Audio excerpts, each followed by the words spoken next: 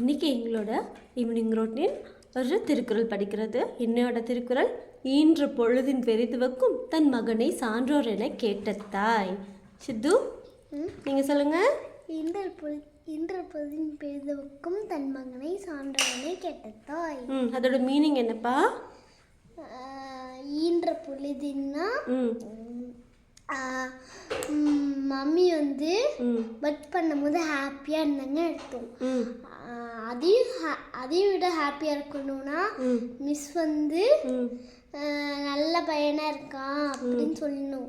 Miss இல்லை, எல்லாருமே உன்னோட பெரியவங்க எல்லாருமே நல்ல பையனாக இருக்காங்க அப்படின்னு சொன்னால் அப்போ மம்மி ரொம்ப ஹாப்பியாக இருப்பேன். ஓகேவா?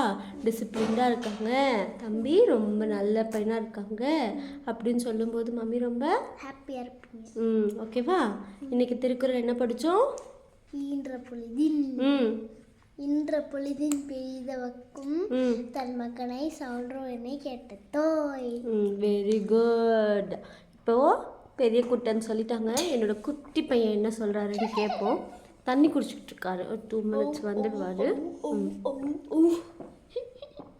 குடிச்சிட்ருக்காரு. வாங்க வாங்க. குடிச்சிட்டாரு. நம்ம போய் டம்ளர்லாம் வாஷ் பண்ணி வச்சு வருவோம். வந்துட்டோம். ஈன்ற பொழுதின் பெரிதுவக்கும் தன் மகனை சான்றோர்னு கேட்டோம். அதோட மீனிங் என்னப்பா? எங்கள் மம்மி ட்ரெஸ் பண்ணும்போது ஹாப்பியாக இருந்தாங்க. மிஸ்ஸு குட் பாய்ன்னு நினைப்பாங்க. எல்லாரும் குட் பாய்ன்னு நினைப்பாங்க. தேங்க்யூ.